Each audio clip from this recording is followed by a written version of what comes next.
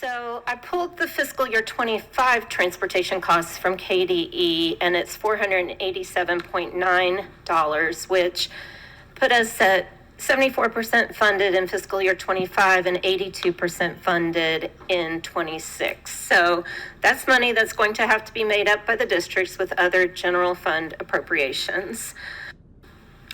I want to speak a little bit about total K through 12 education funding, including the teachers' retirement system. So in 1991, the total amount was $1.987 billion. And since then, inflation adjusted investments in public education have remained relatively flat, with funding in fiscal year 26 down 11.8% from a fiscal year 17 high, as looking at that number in inflation-adjusted numbers since 1991. That given, flat funding that keeps up with inflation is better than decreased funding.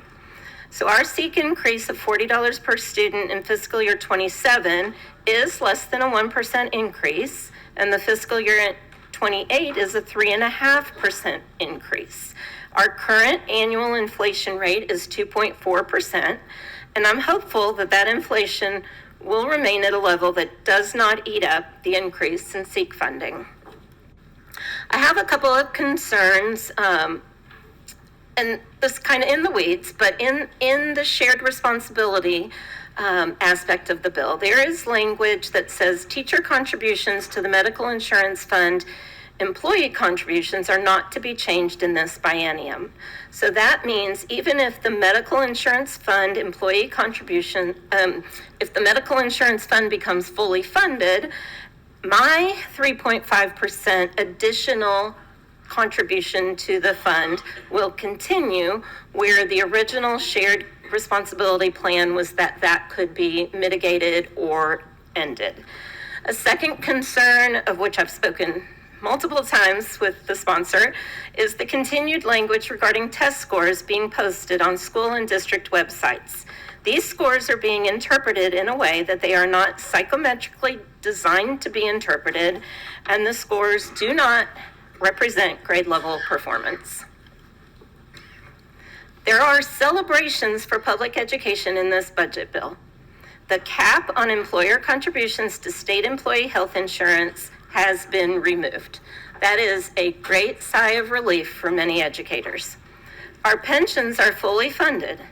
The total Department of Education general fund appropriation for all of Department of Education increased by $172 million for fiscal year 27 and $233 more in fiscal year 28.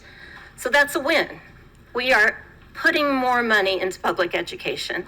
My question is this appropriation going to be enough to cover district costs for the school mental health providers, as the lady from Jefferson just shared, additional costs for SROs and their equipment, additional costs for districts having to pay that extra balance in transportation, and the suggested pay raises as designated in the bill?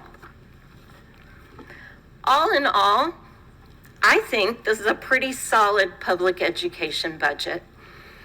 I know we can look at it different ways, but if I had another 24 hours, I would probably come up with more concerns and more celebrations. But